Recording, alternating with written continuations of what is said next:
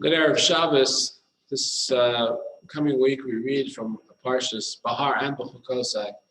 And what's interesting about the beginning of Parshas Bahar is that the location of the mitzvah of Shemitah is given in the Torah. Hashem spoke to Moshe at Mount Sinai, saying, now Rashi famously asks, why is the location of Shemitah given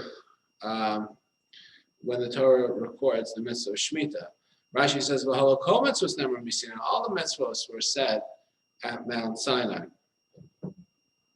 Meaning, like, where was the mitzvah of Lulav and Esrog recorded? It was given on the Har Sinai. Where was the mitzvah of writing mezuzah given? It was given on the Har Sinai. Where was the mitzvah of honoring your parents given? It was given on the Har Sinai. So why, particularly when it comes to the mitzvah of Shemitah, why does the Torah feel a need to stress the location?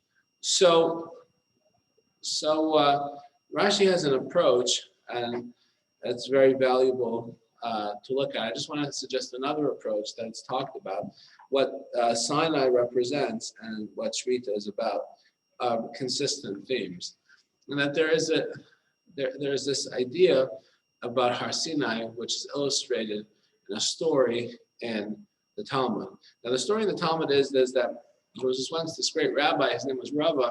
He was studying Torah on a bench, and he cut his finger because due to the intensity of the studies, he didn't realize the finger was on the bench, and he was rubbing it on the bench, and he cut his finger open. There was a gash, there was a wound, and there was this person there that was a skeptic of Judaism, and he began to mock the rabbi there, and he said that you are a hasty nation. You know, you get so caught up in your studies that you said Nasa v'nishma, and meaning he mocked the rabbi, meaning he mocked traditional Judaism by saying that you didn't think about the what goes into the proposal before you accepted it. Because normally when you hear about a proposal, first you say, let me hear the details, and then I'll go sign it. You know, it would be foolhardy to suggest otherwise. First we'll sign it, and then I'll hear the details. But yet that's what the Jewish people did when they said Nasa v'nishma. So how can we, the Jewish people, who are known to be somewhat astute business people, how can we say we'll sign the contract and hear the details? And so one time a person once said in politics, you know, we'll pass the bill and then we'll hear what's inside. It doesn't sound like a good idea. So how can we say Nasa v'nishma? So Rabbi responded by saying the following profound words, and he quoted a verse from Shir Ashir. Rabbi responded by saying is that you would be correct if this was a business relationship. You would be correct if this was a political relationship. But this is not a business relationship, nor is this a political relationship.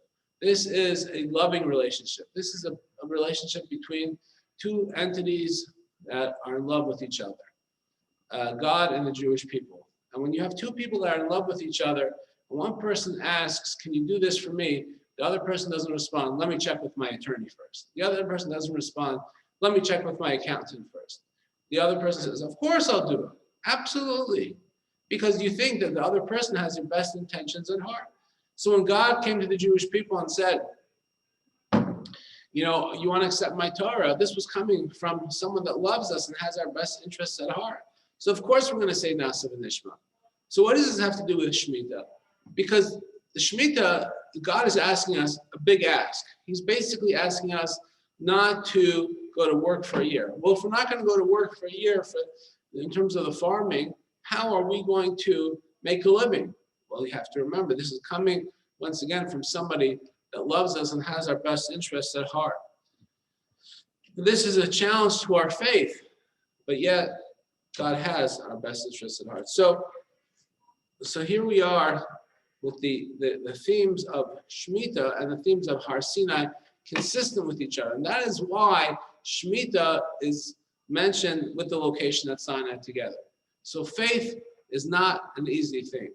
not easy to, everyone can say, I believe in Hashem, I believe in God, but to actually internalize that is not always the easiest thing.